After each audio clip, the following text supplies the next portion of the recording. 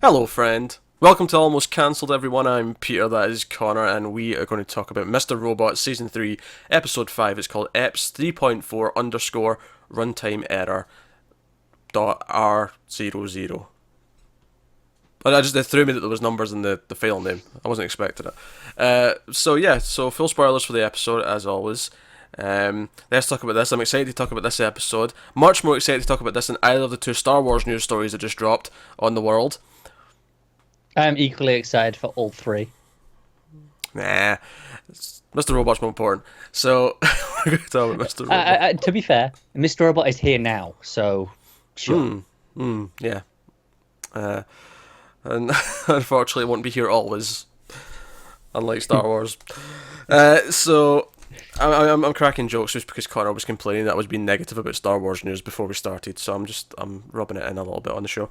But we're going to talk about this Mr. Robot, which was obviously a notable episode in that it wasn't shot in one take, but it is pieced together in such a way that it gives the impression that the entire episode is one continuous shot.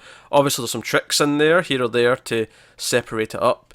Some of which you can kind of guess as you're watching, just because if there's a quick pan or it goes into like a really dark sort of plain area for a there's split a few second. where it goes on to just a computer screen, which there's okay, well that's not doing anything there at the moment. It's just a text.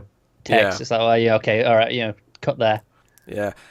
Certainly, they've cut at some point when we were going between various locations, even though it's all one building. Obviously, it's not a real building in the sense that we have all these things in the right places. So, very interesting, very inventive. I actually kind of think of it as a weird sequel to last year's episode where Angela went on the little heist. It kind of is, yeah. There were points where I was getting that as well. Yeah, and it was kind of like, he did it for a scene that was like, 13 minutes or whatever it was last season. He's like, this year, whole episode.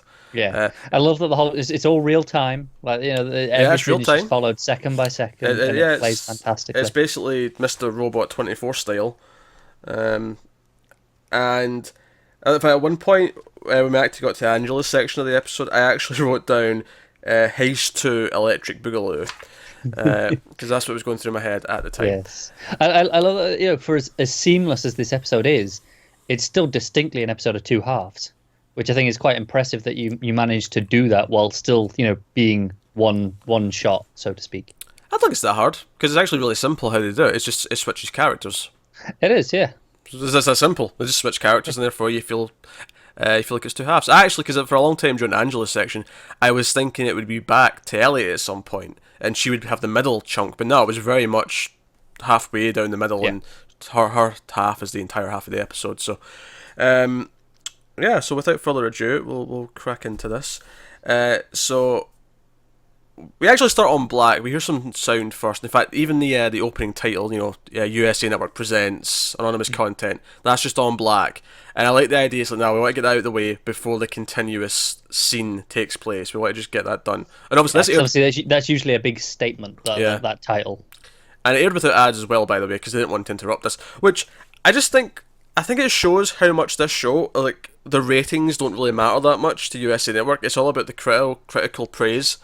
Right, I think it tells you a lot because it's like, okay, we're sacrificing ad money on this episode just because, to have that little darling.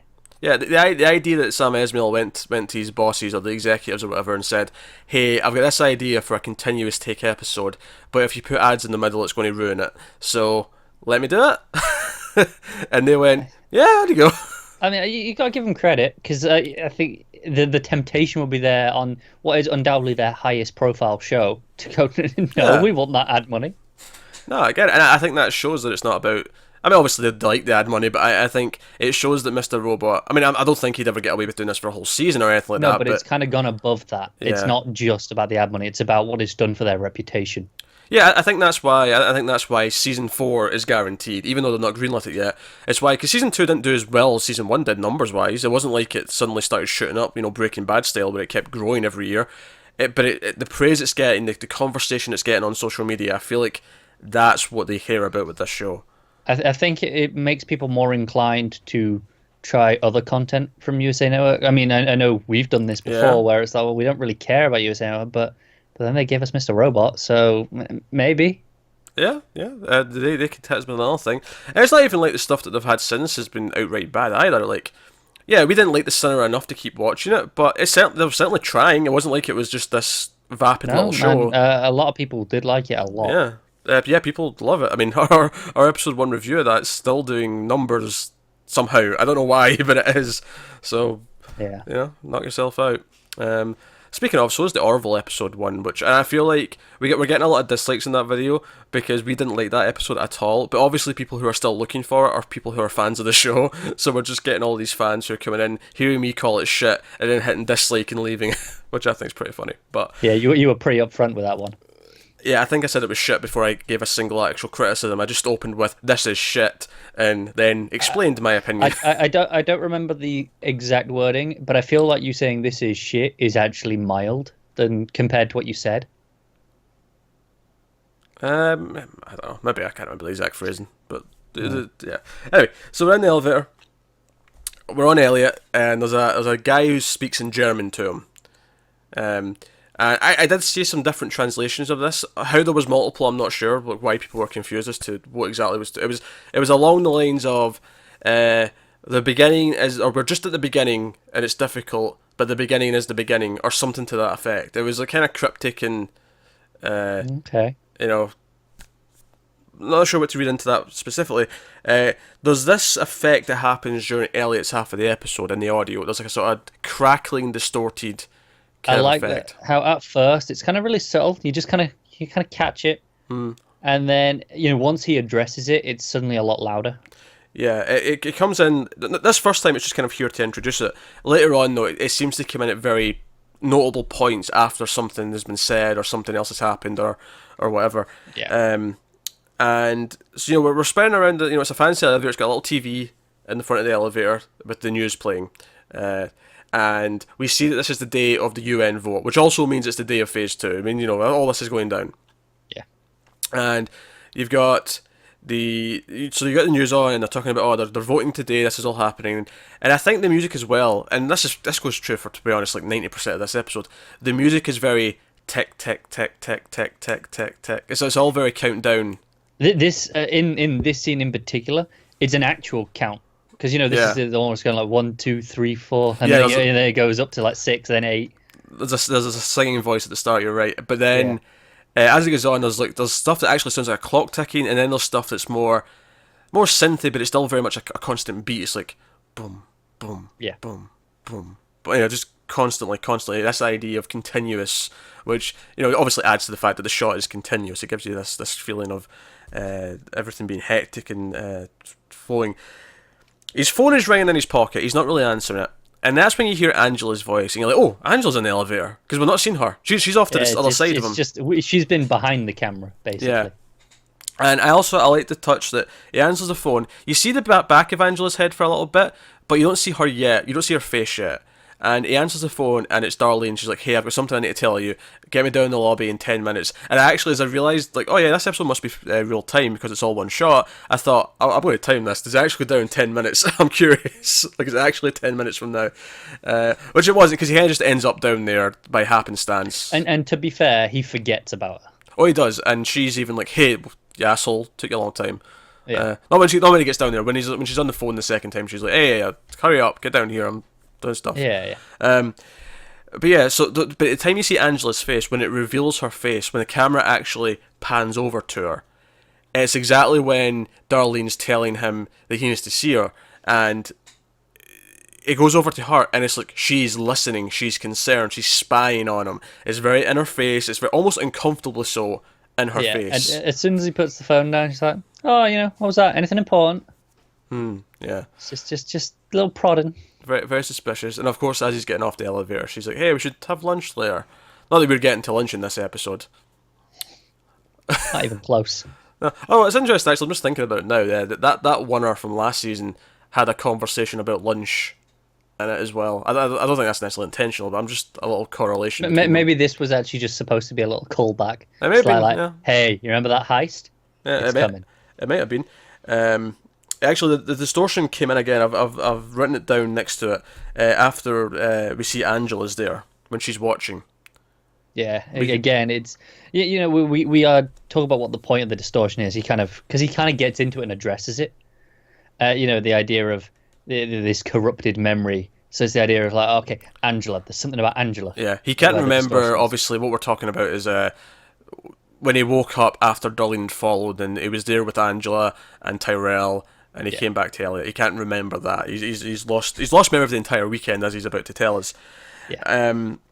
What was funny actually, when I heard the distortion a couple of times, it sounded more like crackling. I was like, "Is there a lodge spirit in the vicinity? What's happening?" Yeah. So, I can see it. yeah. So, it's funny actually, breaking this episode down into sections like I normally do is a little bit more difficult when it's all one shot, because I'm like, okay, where's my breaking points? There isn't any, is there? You kind of go when he leaves a room. Yeah, it's obviously when it switch characters, that's a really easy one, but a lot of the rest of them, it's basically just, okay, he's into the stairs now, he's away from the office, so that's a new section, so we'll just split there. Yeah. But so he's in the office, he's telling the viewer about how he can't remember the weekend. And he, throughout the scene, he tries to recall things. He's like, yeah, that's right. I was practicing my pitch. I was going to see the executive. Oh no, wait, that was last week. Yeah, I already had that meeting. Yeah, I already had that meeting. And he tells us about corrupted memory, where the title of the episode comes from, real time error. Which I have experienced in my time. It's just never pleasant. Yep. Never pleasant.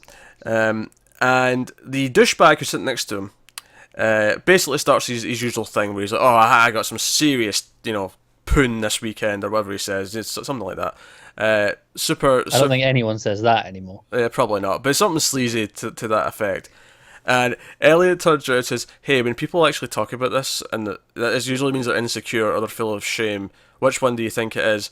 And then he gets all kind of awkward. I was like, well, Elliot, and he's like, oh shit, that was for you, meaning us, the viewer. So I love his because it kind of tries to trick us by we're hearing him say that, but you don't see his mouth move. But the audio is still, it's in the room, because it has a separate audio sound for when he's talking to us. Oh yeah, the room tone's gone, and it's. That's why I don't think it was trying to trick us. I don't feel like I ever, even for a second, thought. That's the thing, but I think it was like they didn't apply the audio effects. So if you're paying attention, but. They didn't show his mouth moving either, so it looked like he was. If you just look at the scene, it looks like he is talking to us. Yeah, and he's not even listening to this, because this guy, he's like, oh well, F you, Elliot, and blah blah blah blah, and then he's like, oh no, I shouldn't. I'm sorry, man. I do this. I love how at this point Elliot's like, oh, was this an accidental stroke of genius? Have I just got rid of this dick? And then he keeps talking. He's like, oh no, false alarm. And then he keeps talking. He started apologising. He's actually trying to be honest about himself. And Elliot just sort of zones him out, and we stop hearing him as well. We're just like in his head. Yeah. The last bit I remember hearing is him saying, he's only really been laid twice. Well, 1.5 times. First was a really classy escort. The first one. Yeah. Really classy escort. And this is all going on. Samara, is that his name? I wrote down his name, but I can't read my writing. The douchebag. Not really matters. That sounds familiar. It sounds vaguely right. Samara, something like that. But anyway, so his account's locked. He can't get into his computer, and obviously we know he's getting fired, right? Because that was set up with Angela before. And what I thought was now I didn't actually clock this myself. I seen this online, this particular point, but I thought it's too good not to bring up. When he phones the IT or the account recovery for the building, he's like, "Hey, I've been locked out of my account. Can you reset my password?" And she's asked for his employee ID number. Yes. That ID number, I've got it on the next page. Oh, we're on the next page already. No, we're not on the next page already. This was a note that I just happened to take down at the top of the next page because I had space there. So. Oh no! Wait, it's not the next page. Huh? It's on the third page. Right, this is shambolic. Oh, it's on the sorry, apologies. On the third page, I'm missing my pages. Anyway, so the number, his employee number that he gives is 072391. Now that probably doesn't mean anything to you on its own. No. Look at you thinking. I'm thinking of it as a date. It is a date. So 23rd of July 91. Yes. Does that ring any bells? 23rd of July 1991. Not off the top of my head, I'll be honest. Yeah, I wouldn't have got this either, but it's actually kind of related to alternate realities. Go on. That is the day and this is where the name of this comes from. That is the day where thousands of people truly believe that Nelson Mandela died. Ah. That is the day they think he died in prison, even though he didn't, clearly. But thousands of people. That's why we have the name the Mandela effect, when everyone remembers something, even though it's wrong. The Bernstein Bears is the famous example that happened recently. But like, I think that's interesting. I mean, it may just be an Easter egg, but given that we've been talking about alternate realities, and that's kind of almost. But also the Mandela effect has come up in this show before as well. It has. Project Bernstein. The Bernstein Bears. That's what I just said. Oh, right, okay. I'll be honest, had some tech issues there. All right, okay. It did all of that. Yeah, the Bernstein Bears, like, so everyone's convinced it was spelled some way, and it's actually spelled the other way. Yeah, Bernstein. But but obviously that's a thing in this show as well, like Project Bernstein. I know. That's where it comes from. That's why they used it, I think. Yeah. That's what I was saying. But I think they've used both. I think they've said it both ways in this show. Yeah. So no, I thought that was a really interesting catch. Which, you know, it's funny. It's funny because whenever we take notes for this, especially when we did it for Twin Peaks, we're always paying attention to numbers, and I just kind of like didn't even pay attention to his, employee number, because like 8 digits or whatever. Yeah. What could that mean? Yeah, but sure enough. There's like I wrote down some like times and stuff in this episode. Like I was there because they were very specific numbers, but I didn't get that one. Yeah. I've got no times actually. That's a very good. I've got one coming up. So his account's locked, and he's like, "Hey, buddy, I've been locked out. Can I use your computer?" Because he's like, "Okay, I need to see what's happening. I need to see is my system in place? Is my blockade for the Phase 2 stuff still in place?" And he checks it, and it's still there, but they did try to access it. They tried to do their plan, which is why he thinks they're going to try another way. And they tried at 6:07 a.m. There you go. There's your time. And he's like, "Crap! I need to go to the server and stuff and fix this. I need to make sure they can't do this." But of course, it's right around now where the HR and security are making their way into the hall. They're over at the corner, and Elliot's like, "Shit! They're not resetting my password. I'm the one being fired. I have to move. I have to get this done before they get me out of the building, because once I'm out of the building, I can't get back in." Basically is the thing, and it kind of sets up this constant tension, because I actually wrote down in all caps, "tension begins," because this is kind of the start of the ticking clock proper, because now he's on a time limit. Now he's like, he has to get this done. And also, a couple of things I love that up until this point he has been avoiding us, and not avoiding us in terms of talking, but he's been avoiding looking at us, like the audience, the entire time. And there's a moment here where the camera goes completely bird's eye. It's completely above him. He's down on his knees, like grabbing his stuff, and then he looks right up at us and says, "Don't leave me." And that's when the camera starts to move very quickly, and we get the title of the show. But very, very sort of big moment. And I like that the douchebag actually helps him. It's like, okay, maybe you're slightly redeeming yourself here a little bit. Elliot got some respect for him as well, because he mentions just like, what he just did, that was hard. That took a lot for him to do. Kind of be that open face to face. Yeah, that's true. So he's still a dick, but he wasn't quite that bad. He's insecure. He's just an insecure person. That's all he is. Yeah. So he's on the move. He runs into the exec that he spoke to before, who accepted his things, but he quickly makes an excuse, runs into the stairs. He's very agitated. He tries to, he's on his phone again. He's trying to get things done. And I noted down that he is especially agitated because at one point he's talking to us and he's like, he incorrectly, he says me, and he goes, "No, wait, him." But you know what I mean. And he gets kind of annoyed as he's talking to us. He kind of like, he's talking about Darlene following him / him. And it's you know what I effing mean. He gets very agitated as he's talking to us. So he's like, things feel like they're crumbling. He like I say, the whole thing, he's on a time limit, very tense, very countdown. This whole thing now is last ditch. He knows today's the day. This is what it all comes down to. Everything he's been trying to do for the last 6 weeks or whatever it was we worked out last episode. Yeah, absolutely. So he gets into the floor above, that's the other office floor, and he needs a workstation. So he looks over, he's looking around, like, okay, everything's very busy because it's Monday morning, everyone's at work, all the conference rooms have been booked. Yeah, I love the moment here as well, where he's analyzing it. Everything kind of slows down. I say, as because it's one of the few times it kind of breaks the real time Yeah, situation where exactly slow motion. Yeah. yeah, it goes slow motion, and he's like going right, okay, I need a blank look sad, be defeated. It's a Monday morning. So he basically targets. He's like, oh, old lady, she'll be bad with computers. I'll go and give her some stupid excuse to get her off her computer. I'll say I'm from the IT department, and I'll, he says something about, oh, you've been accessing your computer from home, and viruses and whatnot, and he picked the wrong person because she hits back with, "Oh, that's not possible. I installed a blah blah blah," and she throws back all this jargon at him. All these antiviruses, all these things are whitelisted. Only these things are whitelisted. I've got total control over this. I've got stage 2 firewall protection or some bollocks. Like, the point is, it's just, and I love there's a moment where he sort of looks at the camera and just kind of rolls his eyes. He's like, I might have picked the wrong person. I might have picked the. And I wrote down. I mean, this seemingly doesn't feel that important, but I do think there's a case to be made that there is kind of hinting that his judgment right now is not at its best.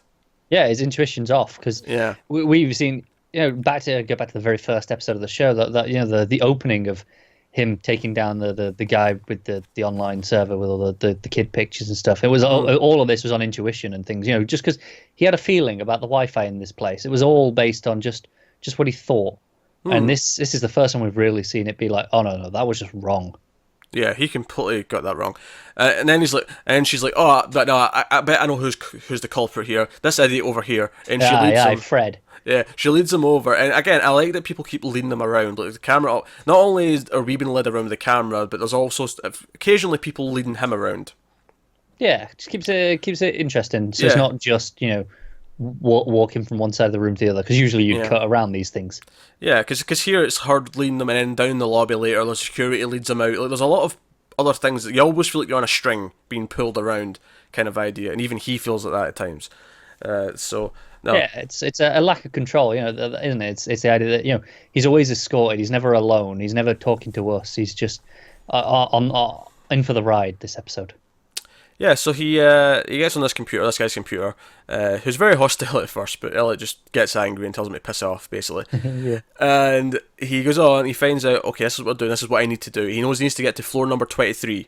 He needs to get to the server, and he has to do something to it. Don't ask me to explain what it is, because technobabble that I don't completely understand. Something about DMS? DMS. That's yeah, HMS, I think you're saying. HMS. But yeah, he needs to get to there and do something so they can't do their phase 2 plan. That is the bulk, the long shot. Also, this is another one. We've been talking about the political setting of where the show is right now. All over this office, especially on this computer here, the big Bernie Forever stickers. Yeah. So he then starts to move because the security and HR are kind of snooping around, and he actually dives into a conference room that's got a current meeting in there. There's a whole table full of executives, and he just sits down and is like, "Oh, I'm finishing an email. I'll be with you in a minute." And he just kind of like plays the scene out. But the entire time we see that the HR person and security are behind him because they're behind just a glass. It's one of those things wall. that we can see he can't because he doesn't want to risk looking around too often. Yeah. So he's there, and he's basically just trying to stall time. He like, oh, I think I've got this room. Oh, let me check my schedule. He is a bullshit master in this scene. I've got the wrong floor. Oh dear. Well, he's a master to a point. Eventually, when he gets up to leave after he's done all this, he sees that they're still there, and he sits back down. And this is when it starts to feel like, oh no, because again, go back to the idea that he's on his last straw. Like, he can handle things up until a point, but then there's a moment where it's, oh no, he's in overtime now, he's on borrowed time, and this isn't working anymore. I love that, but he kind of just pulls something out of his ass anyway, doesn't he? Like, he comes out with, like, look, I've been where you are, right? I know what it's like all these little distractions. You just want to get to the point. He just comes out with this, 40-second speech to this guy, like, come on, kill time, go. Yeah, but before that 40-second speech, he sits down really awkwardly and kind of flips the donut. That bit's awkward, yeah. Yeah, and I feel like, yeah, sure, he kind of holds it after that, but I feel like he showed his hand. He showed that he's kind of killing time, almost. No, I agree. I think it, like you say, it's that moment where he stalls, but he doesn't know what he's doing, and then he kind of goes, it's, that last-ditch effort. He's like, just pull something out of nowhere. It's like, this'll do. This'll get me over the line. Yeah. Actually, I wrote down next to this, he's a known anomaly in the room. He's not supposed to be there. And obviously that's an obvious statement to make, but what I mean is in terms of representing everything else, like he's not really meant to be involved in anything that he actually is involved with. Even since the start of the show, he's always hacking into places he's not meant to be there. But here it's a lot more obvious. I was kind of looking at this episode in a weird way as a physical human representation of hacking. Him trying to go around and get into the right places and Yeah, I mean, we got a bit of that. I think it was season one where he was going in. I think it must have been, yeah, because it was with Tyrell. You know, where he hacks Steel Mountain. yeah, the plant. Yeah. Yeah, and it was all about hacking the people. That whole episode was about that. Yeah. Oh yeah, but I mean, no, that's different. That's using it as a metaphor for what he's doing to people. What I'm saying is that the building represents the computer, and that he's inside the computer trying to find his way to the right thing. You. Like, I'm with you now. Yeah, it's a different metaphor. I'm with you now. I got you. It was just the way he's kind of trying to find his place, and that's not quite working, so he has to go down a different route. I don't know, maybe I'm thinking about it too much, but I was kind of getting that feel as well. That said, that's not my prevailing feel about this episode. I'll get to that in a couple of minutes, because I've got ideas. But, so he... Then there's more crackling noise before he leaves this scene, and we get back out to the elevator. He actually gets spotted, though, the HR and security. They're running after him. And... yeah, I know down here, like, so I think the episode, this is kind of what I was thinking during the elevator, just as Mr. Robot was kind of showing up. Kind of, we'll talk about whether or not he's actually there in a second, but kind of how, I feel like this episode's kind of like trying to encapsulate the whole show and kind of Elliot's story as a whole. And just, if you think about, the 1% at the top are trying to push him down and out of the building. At the bottom of the building, we have this riot of angry people, you know, the poor people, for lack of a better term. Yeah. You know, try to fight back in F society and all that. But he's this thing that's sort of trying to sneak around in the system and affect things. I don't know, I was getting a lot of things where it felt like, no, it's kind of encapsulating his entire story. And then I think it's interesting that it flips to Angela, because she was not really part of that to begin with, and then she became part of it. And she's now like a big sort of element in all that plan. So I don't know, I was seeing the episode kind of representing the just kind of like a summation of the entire show so far, but just through sort of a metaphor of all the shenanigans that go on. No, I agree, and I think it's the idea of showing us just how far this has pushed Elliot. Like, you know, because at the start it's kind of like, yeah, okay, I need to do something, but you know, like I said, it was the start of the journey. Whereas here, he's right at the end, he's desperate. Like, you know, we keep talking about how he's, you know, on his last straw. Here, really stood out to me when he goes to the elevator, he hits the button like 8 times. You know, he knows that you only have to press it once. Hitting it more times isn't going to help. It's not going to make it come any faster. But it's that desperation of just, I've got to try it. I've got to do anything. And talk about being desperate. He then is like, you know, I kind of wish I knew what Mr. Robot would do in this situation, because he's kind of the one who gets out of these jams. Yeah, he even says, did I create him to help me in situations like this?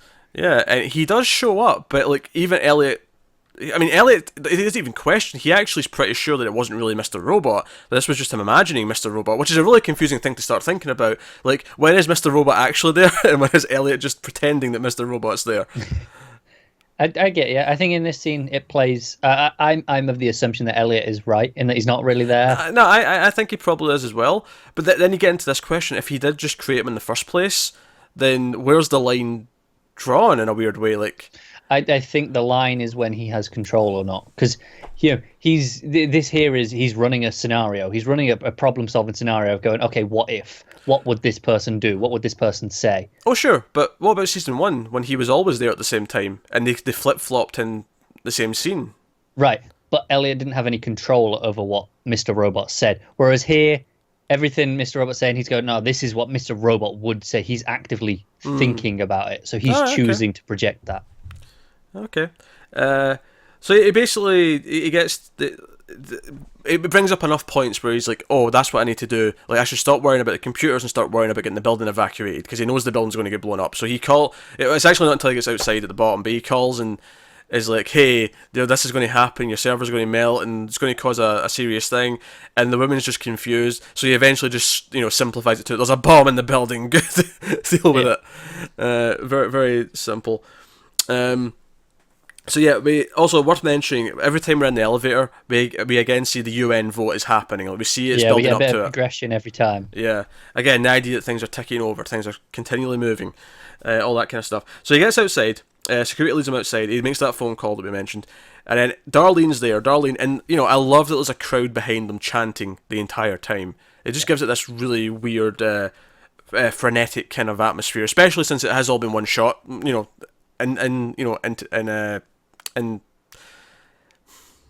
what's the word I'm looking for? And not in theory, in essence, maybe that works. I don't know. Not in practice, but In idea. it is a simulation of a single take.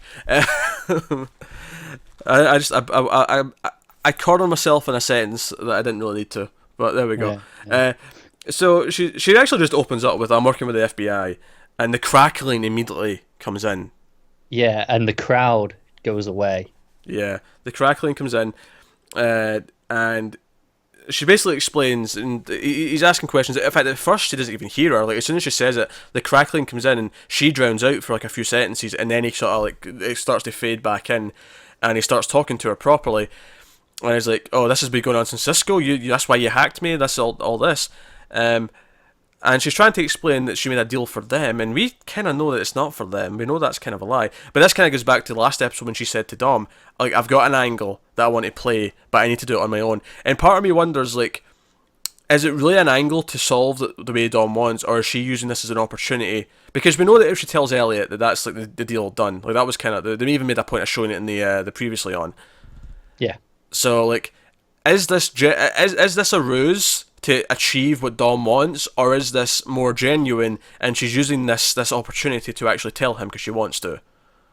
That's it, isn't it? And I honestly don't know. I want to believe the latter because you want it to be sincere, but maybe this is a last ditch effort because she wants this to be stopped, and obviously she still thinks Tyrell's the real problem because she doesn't know any better. And she's just, this is almost, it could be an ends justify the means of like, no, I'm going to lie to Elliot. I'm going to lose him anyway. So, he's not going to forgive me if he goes down for this because of what I've done anyway. So I might as well come out early and use it. Yeah, maybe. My favourite moment of the scene, though, is at the end where she tells him about Angela. And the specific line she says eventually is, "Angela's betraying you." And he says, "So have you." Yeah. And that's when we sort of fade out the audio and we just come back. And I think it's funny because this episode, by its nature, doesn't have as much time to do the emotional connection. Because last week we talked a lot about how good the emotional story between Elliot and Darlene was, and that was kind of the heart of the episode. And here you feel this hit of it. And this is one of the few points where I think you do get an emotional hit, because most of the time it's more about just constant, tension and constant ramping up the feeling and the danger of what's going on. But yeah, so we then back the camera up, we whip round the front of the crowd, and we have a CNN reporter. It actually goes into the CNN as if it's a CNN camera. Yeah, I'll tell you what, the shot, it follows the riot police round, and I was like, oh, something bad's about to happen here with these police. Yeah, you kind of get that feeling, and the reporter basically just covers like, oh, today this is going on. They're protesting because employment's high. They don't trust E-Corp. The currency changes. Although the one interesting thing at the end was that one person in particular who she interviewed said that they were protesting because of the UN vote, and they feel that E-Corp is connected. I wonder if that's important. I wonder if that's going to come back up. No, I agree. I mean, we know this is, there's some dark army here. I'm wondering, did she interview one of them? And he's just gone, no, because the UN vote, they're connected. Kind of just been really honest because they're not going to really connect it as an answer. Yeah, maybe. But maybe. I did think it was interesting as well. They were going, yeah, we're not really sure why everyone's here today. Like, there's been protests kind of constantly, but this is a really big turnout. And well, it's setting up because we know that Irving's setting up a distraction. So yeah, you get the impression there's always protests, but today it's worse because he's setting a number of people to amplify it. Yeah. So obviously we don't know that yet in the point of the episode, but we know from later that that's what's going on. But it plays really nicely here. So we actually go through the crowd, and I actually, this is one of those little scenes where I love to imagine what it's like when they're filming it, and I can just see the camera person going through the crowd. But as he's doing it, because Like, because they're all really tightly packed. I just love the idea that as soon as they're off camera, everyone behind the camera, they're just sort of like Just jumping back. They're spanning out in like a V, like letting them through like that because Yeah, they're yeah. expecting them. And I just think because even though in this scene it feels like he's just sort of squeezing through, but I love the idea that if you actually saw like a bird's eye view of it being filmed, you just see the crowd be like going like that and opening Yeah. up. But so we get to the front. This is where things take a sort of a turn because one of the riot police get a bottle to the head, and then there's a smoke bomb thrown in, and that's when people storm the front. Yeah. This is it. This is where it all kicks off. And we actually follow these rioters that, call them F Society, call them Dark Army, whatever you want to call them.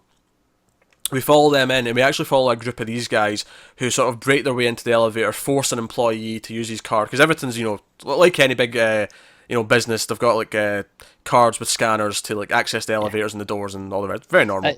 Yeah, and immediately now it's like, oh, they're going for something specific because they go straight in. They don't even hesitate when they pick which floor. But do you know what it is we don't know what the floor is. I mean, we see them press the button, but what I mean is I don't remember. I didn't note down the number, but No, I don't think you can see the number, but it's just the idea that he just presses one. It's not random. Yeah, even if you did though, I don't think you know that it's Angela's floor. It's not until you get up there. You come out, you follow them out, you see them wreck some of the lobby in this floor, and then we go round and we get to Angela's office, and it's like, oh, and again in hindsight, Irving says, "Oh, we've sent a distraction, and there's a package at the desk for you." And you get, so they just brought that in. Basically, they're on this floor to make sure that Angela can go out and get it without anyone watching or anyone caring that she's doing it. And yeah, so yeah, we switch to Angela. We're over to Angela's side. Things are chaotic. We're on the Mr. Robot side of the plan. Mr. Robot's not here, obviously, but it's kind of like the first half was Elliot, and then Angela's working in place of Mr. Robot for the second half of the episode. Almost literally in some respects. Oh yeah, we're getting to that. So Jennifer Melvin, he's like, we've got a distraction. Elliot needs to do this. He needs to make a backup of the HSM, which he specifically even says it's on floor 23. So right away, that's what Elliot was going to as well. It's the same thing. And basically the way I understand this is that they've realised that Elliot, or they may not even necessarily realised it was Elliot, but they know that someone put in a block to stop them doing what they're doing, so she has to go and kind of manually do it from within the building, and that's what she's going to do. Whereas Elliot was going to presumably make sure it couldn't be taken in any way, because she goes to make a copy. Yeah, she goes to make a copy, so it sounded to me like Elliot wanted to get in there and wipe it, whatever it was. Yeah. So he just wanted to get rid of this, and she's going, oh, no, let's get the copy, let's back this up. Although I'm sure we're oversimplifying it. Probably. Oh, definitely. I'm sure we're oversimplifying it, but yeah, so she gets the package, she's told that this is for Elliot to do, there's instructions, all the hardware that's in there, and of course, Irving, we've established before that he doesn't know about the Elliot having two personalities. He doesn't understand that Elliot might not necessarily be able to do this, and we know for a fact. Of course, we know, and it's why he has no idea that it's Elliot that's blocking this. Yeah, but specifically right now, we know Elliot's running around the building trying to stop this. So he's clearly not in a position to be helping with this from their point of view right now, and you can kind of see that Angela looks at it and goes, "Oh, I can do this." So we follow Angela. Angela now goes to the elevator, and there's an extra key card in there with extra access that they've prepared for her. Basically like an internal affairs style like sort of pass that can survey the whole building. Yeah, come in and do an inspection basically. Yeah. It's a guy's photo though, which is important later because the guard who notices it is like, hey, that's suspicious. Why have you got this guy's pass? Presumably it was Elliot. Yeah. So yeah, she's into the elevator, and I noticed that as soon as we start following her, like the shot gets very like dead set on her. She's very center of the frame, and the music's very pulsing again. But it's a different type of pulsing than before. It's got more of a synthy kind of feel to it. And when this kicked in, I was like, we're on a heist again. Yeah, this is the thing. Heist 2 Electric Boogaloo. Yeah. More specifically this time because we're with Angela and she's trying to steal something, essentially. So she gets in the elevator, and again, the UN vote is happening. In fact, at this point, it's actually happening. Like they actually say they're being called upon now to vote. So again, we see progression. We're at that point. Yeah, and I think it was, I don't know if it was this time or the time when Elliot was in the elevator. We get that same music as from the start. Like comes back in, with the. It's with her. It's with her. It's with her. Yeah. I thought it was because then we get it with once with each of them. Yeah. Which I thought was really interesting. Yeah. Elliot calls her on the phone. She ignores it. And I just noted down here that she makes a choice that she has to do this herself. Which, I mean, isn't that big a deal? Like, I don't think it's like she knows she doesn't really have an option because Elliot's kind of not going to be there to play ball. But I thought it was interesting in the sense that she makes this confident choice, and it's almost like an escalation of like that little heist from last year. She's now confident enough that she's like, okay, I can do this. Let's do this. Yeah. And she's on her way. Guard comes in. I didn't know when I was joking about how this was all like representing the entire show up until this point. The power goes out for a second, and then it comes back on, and I sort of chuckled to myself and wrote down, "Does that represent the 5-9 hack?" Yeah. I don't know. Maybe I'm just reading into it too much. But the guard gets suspicious because he sees the pass, and he's. And I was almost thinking, like, are you like, if you have bigger fish to fry right now? There's like rioters like invading the building and running around, doing all sorts of things. Yeah, maybe he's smart enough to go, well, hang on. Maybe you're using this as a cover. Yeah. I mean, that's fair. So I suppose I can't. So just, fault I him mean, in that you sense. can look at him as just being an idiot, going, really, this, or you can go, well, maybe he's on the ball. Yeah, maybe. I'll give that to him. There's another character coming up later that I'm not going to give that same excuse to. That's fair. So we get to floor 23, the fabled floor 23 that we've been building to all episode. We've heard Elliot's trying to go there, Angela's here now. And things are taking a violent turn. Like, up here, that the guy's getting attacked, because he's actually going to take Angela away to, like, Yeah, and she sicks them on him, basically. and he gets properly hit on the face. And also, from this point on, in this floor, there's constant flashing lights, like the lights are sort of flickering, there's an alarm going off. Yeah. It's just like, you know, you're on the Death Star, it's about to explode. You kind of get that feeling. And yeah, so this is actually, it's where she's very nervous. Obviously, it's very tense because these people are running around, and people actually start chasing her. And you feel like, oh, this is dangerous. And she runs, she gets into a door, and this is where the camera goes overhead. We go to a bird's eye shot, and we actually see go from room to room. We see like the wall from above. I think this shot is one of the most clever shots in the episode. Almost as if we have like a cut out of the building, and we can see from above.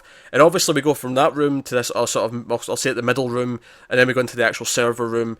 But of course, I think your favourite part, definitely my favourite part, is when it actually goes beyond the outside of the building, and we can see the protest and the riot in the outside. And obviously we're up high, we're on the 23rd floor, so you get this real sense of vertigo as Angela's in the main part of the room, you know, putting on her gloves and tinkering with the computer and stuff. And of course it highlights that, you know, going back to that, you know, the divide of the 1% and then the many down, like all these many down below, far away, and you know, they're half the screen, and the other half is, you know, someone up high meddling with things that are affecting all these people. Yeah, and obviously she has fairly noble intentions, but yeah, it's the idea that, for better or worse, she's up here tinkering with things that affect them. Like, their entire lives are going to be affected by what she's doing in this room with a computer right now. But again, just that feeling of vertigo as you see down the side of the building as she's in there. It's an incredible shot, isn't it? Yeah. I mean, if I wanted to really nitpick at it, I feel like the wall's a bit too thin for the outside wall. That's fair, but I get don't care. I get it. I get why, because they want to have it framed properly, and you know. And obviously there's some effects trickery going on here to pull this off. Because of course there is. Oh, well, yeah, I should really hope so. Otherwise, they had some sort of insane crane. Yeah. And they cut out part of the building so they could get the camera coming out the wall. You never know. No, they didn't. No, I know they didn't. I know. For a start, if they did, there'd be a lot of wind and Angela's hair would be going all over the place. Yeah. That's the first thing I would point out. They got a windshield, it's fine. Which would actually ruin the scene, because then it would be like, why is she having wind in her hair? Because there shouldn't be wind.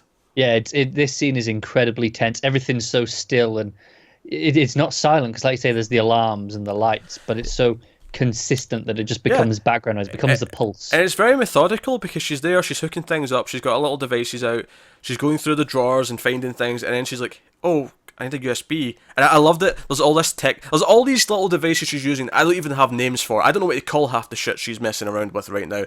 But the thing that's holding her up is a USB stick. And she has to go back into the other room, which is notable. Do you know what cracks me up about the USB stick, though? Mm-hmm. The fact that, you know, Irving said, oh, we've provided everything you'll need. No USB stick. And did he just assume, Elliot's a tech guy, I'll have one on him? Yeah, maybe it's actually saying something there about them missing the little people and the little details. Yeah. I don't know. But like, because obviously she was chased into this room before, and she just locked the door behind her, this middle room, and she has to go back out into the middle room to look for a USB stick, and there's a window in this little door, so it's kind of it's constantly she's looking around, she's looking in the drawers, she gets a laptop bag eventually, and she gets the stick, but it, like, the whole time is very methodical, and it kind of has to be because it's in real time, but you constantly feel like, I think that's what I'm most impressed about this episode. You go from the start of the episode where it's just normal business day, and then it's Elliot on the run, and then the second half of the episode it's like we're in a post-apocalyptic movie, and there's people running around all over the place who could hurt her at any time. Well, that's how it feels, and that's when this woman pops in, someone else who's running from someone, and this is where I'm going to criticise that she gets suspicious. She's like, oh wait, how did you get in here? And I'm like, really, that's your concern right now? You ran in here to get away from these people. Are you really going to care if she grabbed a card off the guard or something to get in to protect herself? I think that's on Angela as well. She should have said something. It's like, no, I grabbed this off a guy who was down already. I wasn't taking any chances. But again, I like that it kind of calls back to that first little heist where she got kind of nervous halfway through and she had to kind of bullshit her way out of a situation with someone, and it was kind of like that here, but things were obviously a lot heightened. Well, and here she kind of got saved. She didn't need to bullshit her way out because shit went wrong. Yeah, someone in an F Society mask comes running in. The woman pepper sprays him and then runs out. And I love that we actually don't see Angela for like a lot of this. Like, as soon as it happens, we're on kind of the guy like screaming. He's like, "Ah, you bitch!" And he's like upset, and he kind of like goes out and he's kind of like can't see anything. And then we finally spin round as Angela's like going back, and I love the idea that we don't see Angela while she can't see anything, because we come back to her and she's kind of like wiping her eyes, and they're a bit puffy, and she's coughing a bit from the gas in the air. Which, by the way, the fact that her makeup changes so much, and when I say makeup, I mean like she goes from being normally made up to having this in her eyes, and then like she's got a bit of a cut later on. It's like, because it's all meant to be real time and it's actually kind of presented as one shot, it's actually kind of impressive to see the makeup kind of evolve and feel realistic. It is. I think it's because it never looks like, oh, there was an edit there where that's where they did the makeup, and you go, oh, suddenly she's got a cut. It all feels like, I was like, here, okay, I know the makeup's run, and they've changed it here while she wasn't on screen. Actually, remember how I was saying about how seeing the crowd shot and you see it, split like a V? Yeah. Another thing that really cracks me up is in the elevator when Mr. Robot shows up. I love the idea that for that scene, Christian Slater was crouched down in the corner waiting, because obviously they couldn't see him in the cameras, because the camera's constantly going around in a circle a lot of that elevator scene, so he has to be crouched down, and then eventually he pops up and he's like, he's just lying on the floor. Yeah. It just cracks me up, the little things they have to do to achieve those moments. I think that's why it's such an impressive feat to pull this off, because of course, we're not saying, oh, it's really one shot, but they're still long shots, and they have to be meticulously planned. And just to do even, whenever an episode does one of these shots, we're always, we always applaud them for it, because the work it takes to do even just 2 minutes of this. I think what really makes it, what justifies it for me, because like you could do this at almost any episode, and it would probably feel like, oh, why did we do a real time episode there? It justifies it here because we've been talking about Phase 2 for half the season, we've been talking about this UN vote for half the season, and it feels like this is all just about to happen. We're at 2 minutes to midnight on the doomsday clock, as it were, and everything's about to go down, so time should slow down, and it really feels we're at that point in the story. And it really works in that sense. So we're back with Angela, she's wiping her eyes, but she goes back in, she's got a USB stick, and she gets things done. Again, very methodical, we see her do all her buttons and have things run. And all the rest of it. Constantly looking down at the instructions, going, right, okay, what's the next one? Yeah, she's making sure she's getting it all right, all the rest of it. Also, just to go back to her getting partially sprayed with the pepper spray, I wrote down, again, getting kind of metaphorical, and what does this represent? I like the idea that this kind of represents her views being altered, like her vision's being impaired in some way, just kind of like how White Rose came in and completely altered her perspective and said, oh, now you're part of this because you see something else. And is it an indication that White Rose is full of shit? Is it all just smoke? Is it all just a mirage? Yeah, no, it could well be, the idea of, that this change in vision wasn't a good thing, like Angela thinks it is. And just the idea that it's a third party as well that caused this. Yeah. I kind of noted down. So she gets it all done, and she's terrified at this point. She looks like she's a nervous wreck. The acting's really good from her here, and there's just this great moment. She gets back out into this middle room. She's like, oh shit, I have to go back through there. These guys are actively like hurting people. Like, I might get hurt. And she sees the mask on the floor, and I just get this big grin across my face. And then she pulls off like you don't really quite see what it is at first. She grabs off like some clothing from like a coat hanger or the whatever, and as she's putting it on, I'm like, that's a black hoodie. She's basically just going to dress up as Elliot with the mask on. And I got really excited. I don't know why, but for some reason Elliot, but with the blonde hair sticking out, was really it was like just such an image. It was like just something like, I feel like it's very obvious what it's saying here. She has become this. She has become what Elliot was before. She is now taking up this fight. It's a very obvious thing. We were talking about how she was literally standing in for Elliot in in this scene that she's just done, because it was supposed to be Elliot doing all this work, and it's her instead. And now she just becomes him physically as well as literally. I can almost see the end of this season like Oliver Elliot saying to us, "You knew all along, didn't you? But you're going to make me see it. She is Mr. Robot." I can almost see it. Yeah. But everything with her in that mask, walking down that hall slowly. And again, at this point, actually, I noted down some interesting things here. The alarm now had like a voice, like it was, kind of like how at the end of a Resident Evil game where it'd be like, self-destruct in 3 minutes kind of thing. Yeah. But what I noted down specifically about the voice that I thought was very interesting is it says, "This is an emergency. Please stay on your floor."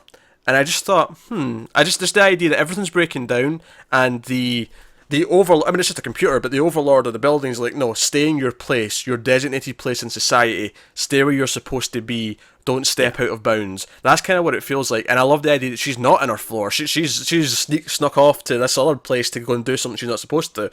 And do you know what I hope she kind of puts together, we talk about how in stage 2 they're gonna explode the building, and she's like, oh, are they going to evacuate people? Has it been evacuated?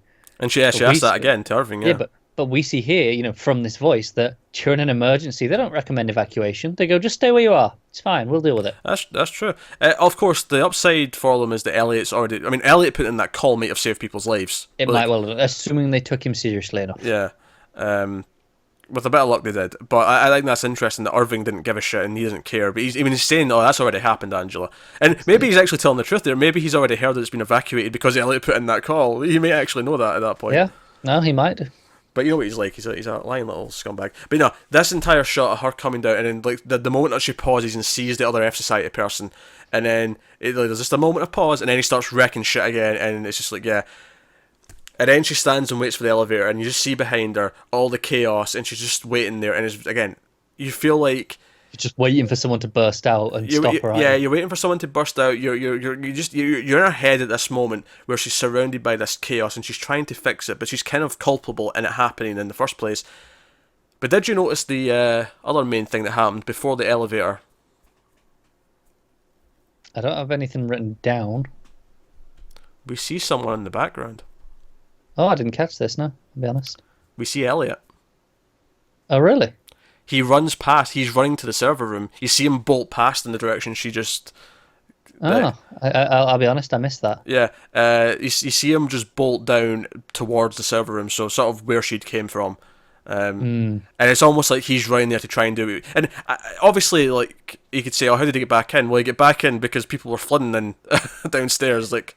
We're in chaos. Like, of course, they get back in. I think that's an easy answer. That one, honestly. It's obviously we see him at the end, and I didn't even question how he got back in the building because it told us. Yeah. There was enough things going on that I buy completely that he just sort of snuck back in again with everyone else.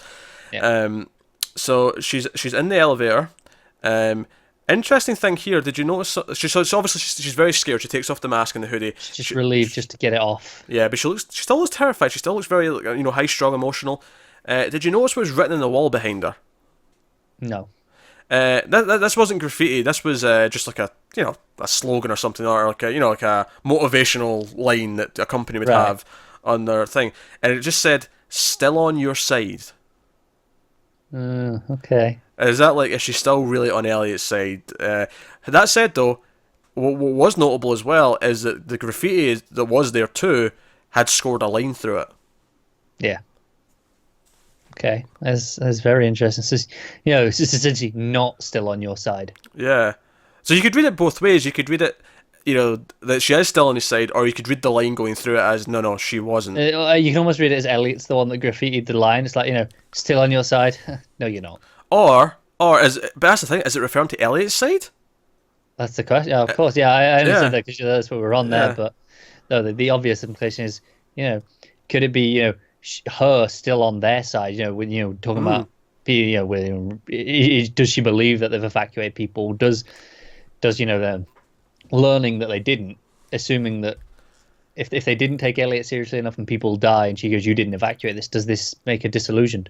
Yeah, I think it's similar to Arc. Because we've talked a lot about this season how she's had a very similar past to Elliot, and it makes sense she's going through a very similar arc. And I wonder, kind of like how after he went to prison and then went, no, wait, this is bad, I don't want phase 2 to happen. Does she go through that same kind of phase after this where, oh shit, I helped this start, and it's not really what I thought it was, it's not helping the way I thought it would.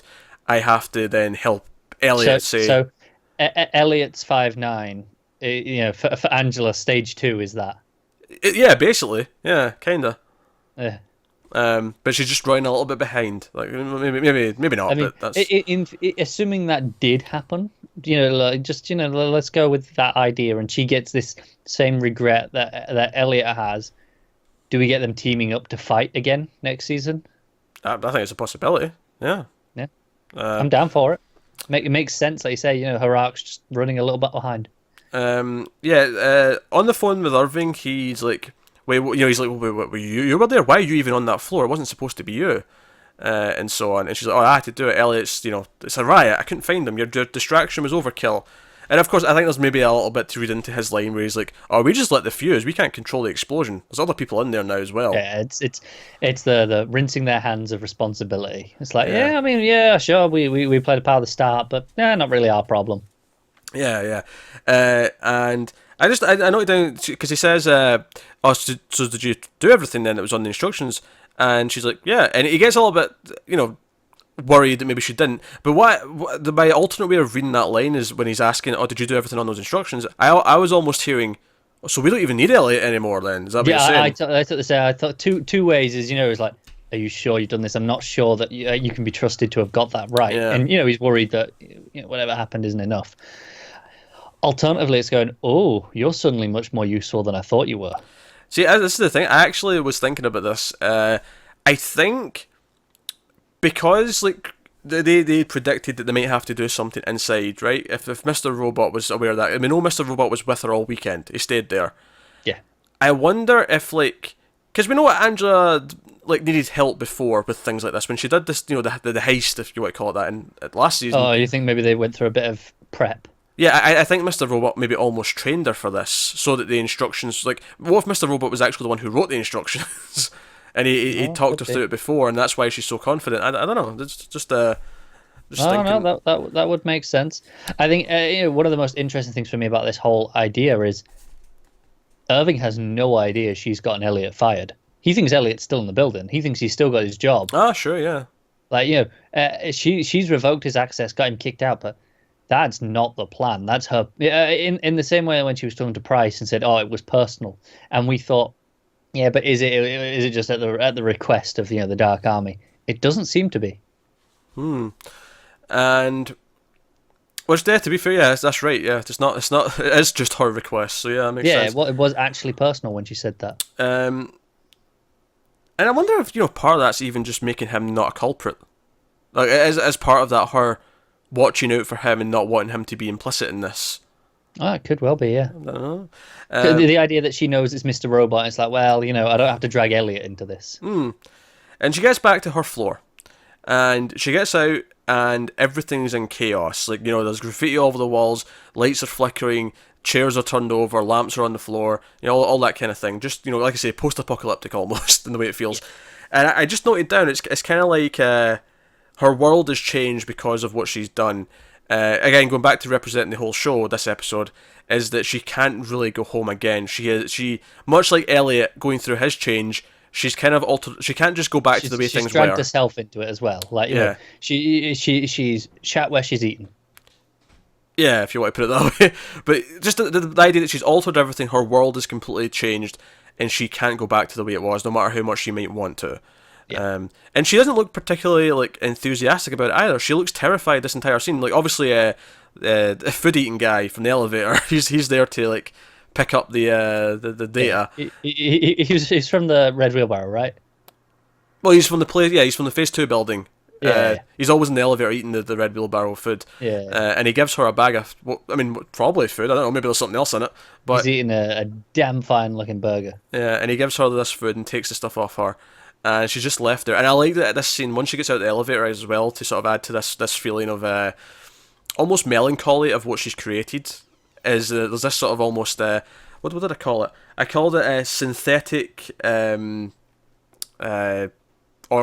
Yeah, I was just trying to think of the instrument there. You know, like a church organ, but Yeah. synth. That's what it's kind of sounded Okay. like. I know what you're on about. Yeah. Yeah, and it was kind of like, you know, like a funeral-esque, kind of like almost eulogy kind of moment for her past life. It's gone. Do you know what I really wanted here? I wanted her to open the bag of food and it to be the ribs, from Irving.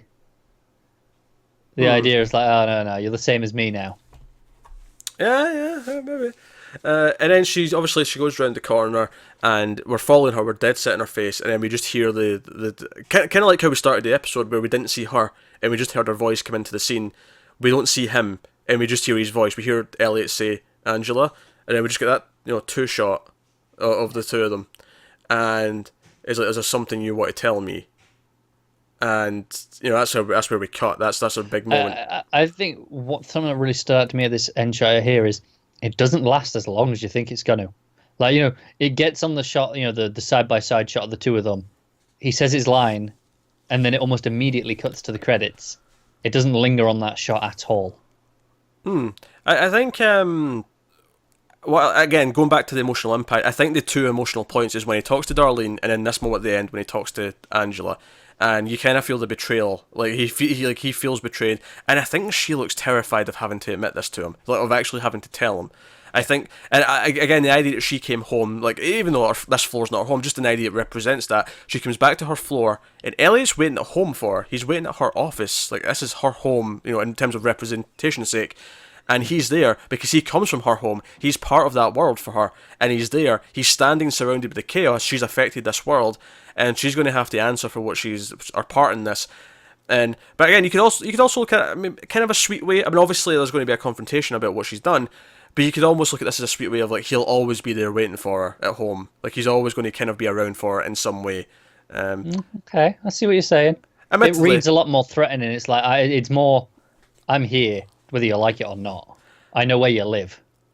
No, I don't think it reads threatening. I wouldn't go that far. No. When I say threatening, more like she can't run away from this because it's like he's like, no, I know where you live. You've got to deal with this. Sure, but I think it's both because the idea that you have to like be honest with who at home, like the people you're closest to, you have to be honest to them. Those are the people you have to kind of fess your sins to. And I just shortened confess to fess. I apologise for that. I hate myself for it. I think it's interesting we talk about this as Angela's home, and Elliot like he knows where it is. He'll be there, but he didn't know Darlene's home. Like she's got that new place with the FBI. Like that's where she's been living. He had no idea that was hers. It's this idea that that's how disconnected he was from her. He didn't even know where she lived compared to this, where it's like not physically obviously, but like he's at the heart of her place. Yeah, I like it. I like what it's doing here, and I like the idea that for better or worse he's there, which is why I'm saying you can read it both ways. I think it is intentionally both. I think. Oh yeah. Yeah, he's there right now where you have to confess because he's it's kind of like. Yeah, sure. If you've done something wrong when you're a kid and you go home, it's like, oh, your dad's going to be waiting there to like rage you out for it and be like, hey, you did something bad. You have to answer to me for this. But at the same time, when you're in need of trouble, he's still going to be at home waiting to help you. Yeah. Unless you have a shit dad, of course. But for my analogy here, we're talking about a loving father who, yes, he'll give you into trouble when he needs to, but he'll be there for you when you need him as well. Let's assume it's how it's supposed to be. Yes, exactly. So. No, big emotional climax for the end of the episode. It all kind of comes crashing together. And I am fascinated by where we're going next episode. Fascinated. Yeah, this was a fantastic episode. Really fantastic. Was. Yes, it's funny because I think like when it comes to comparing this to other episodes, I think it's funny because I think other episodes have a lot more emotional connection, whereas this is pure, like, for the most of it, it's purely this action, this Yeah, this but tension. it's playing to what it's supposed to be. It's like, it's Oh, going, of course, yeah. look, we're still going to give you the emotional beats when we need them, but it's like, but I know we can give you emotional stuff next week. We can give you we gave you some last week. What I'm saying is, though, is choosing to do it this way, it isn't just a straight kind of. You would never wish they always did this. Partly because it would get dull having to do this every. Maybe that's why 24 kind of loses its steam after a while. But partly because it would lose its effect if you've done it all the time. But I think it's also a trade-off. It's not just a case of, oh, this is better. It's not just better, because there's a lot of things we lose because we do this. Yeah, and we can only say it's better on the idea that we're building off ideas that are established in those previous episodes. Yeah, because I wouldn't even necessarily say this is my favourite episode of the season. I think it's tough. It's definitely my favorite to watch. You know, because it's such a thrilling watch when you just to experience. But I don't know if it's my favorite in terms of necessarily what it's doing, what it's saying.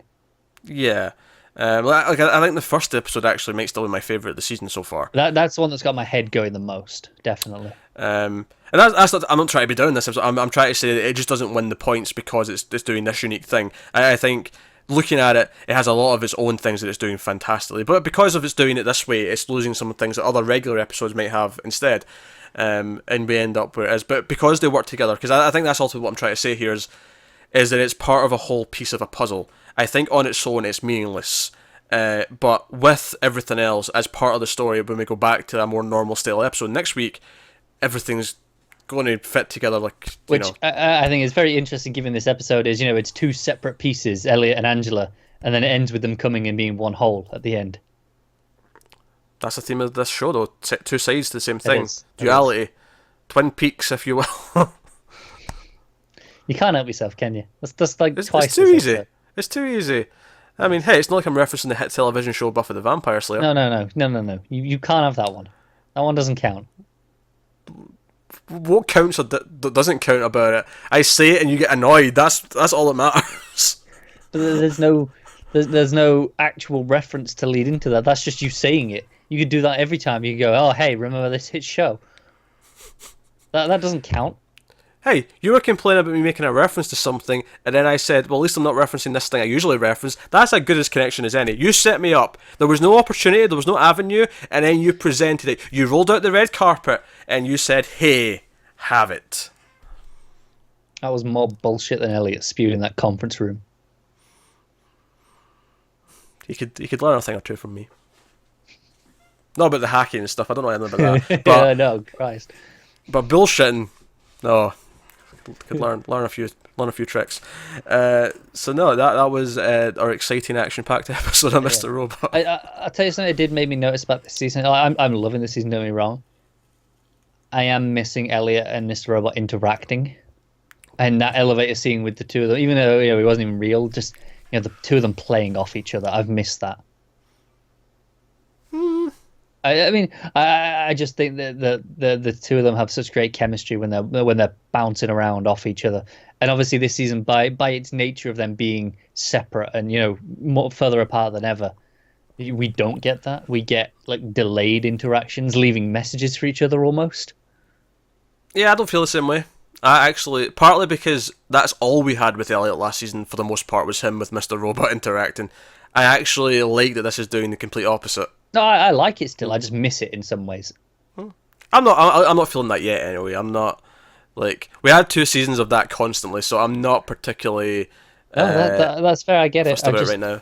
I really enjoy their dynamic, so it's kind of a little bit of a loss that I don't get. I'm actually way more excited about the fact that we've got Angela interacting with Mr. Robot, and we've got that's thrilling as well, don't you? And we've got other characters interacting with either of them. That the fact that Mr. Robot's more out in the open to other characters this season is so exciting to me.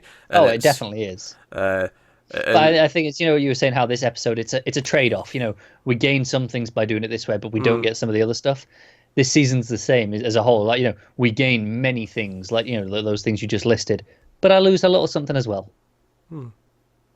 Yeah. I don't think in this case, though, it's an easier trade-off because we've had so much of it. Like, I'm not as... No, that's definitely fair. So, but I really appreciate this short burst of it, just to remind me. I'm sure we'll have it again by the end of the season. If not the end of the season, I expect it next season. Yeah, yeah. Or whatever status quo we get. It wouldn't surprise me if for next season they somehow put Mr. Robot in a robot body and we actually have them interacting. That that that might be a bit too out there for some people. I mean, I'm all down for it. Don't get me wrong. Let's do it. I'm not saying it'll be an android that looks like Christian Slater. I'm saying it'll be like just a robot body with a little TV screen at the top with Christian Slater's head on it. Yes. I just what I really want is that TV in the elevator. Ah, yeah. I just want Christian Slater on that all the time. That could work. Also, we didn't actually mention the UN vote, like the which way it went. Oh yeah, yeah. That was the last time we were in the elevator with Angela. We see that it's went through. Mr. Zhang's getting what he wants. It's happening. Yeah. And we also see that because of this, the talk show host guy is already starting to spin this into, oh, we are in dire straits. We need Trump. We need Trump. Yeah, we're a laughing stock. Because that's what he told. Because obviously Zhang told him to start pushing Trump, so he's pushing Trump. So it's basically just kind of taking that forward and doing what they set up. But it did it in a really nice way of this makes sense in context of where this is showing at me. And it's not just in my face. It's like, I get what this is saying. This is extra things for me. But for Angela or whoever else was in the elevator, I think it was Angela just this time. But in general, whoever it could have been, to them, this is just this guy spewing his opinion. Yeah. Oh, obviously, yeah. We know it's an agenda, but yeah. Yeah. So there you go. That has been Mr. Robot this week. So obviously, let us know what you think of the episode in the comments below. More thoughts and theories, all that kind of stuff. Get us on Twitter at mailed_fuzz for channel updates. If you want to support the channel, head over to patreon.com/mailoffuzztv. You can do that over there. But that is us. So thank you once again, guys. Man, I need to eat. I'll tell you that right now. That's what's happening next. So thank you guys. Keep watching TV. Have you got any vanilla?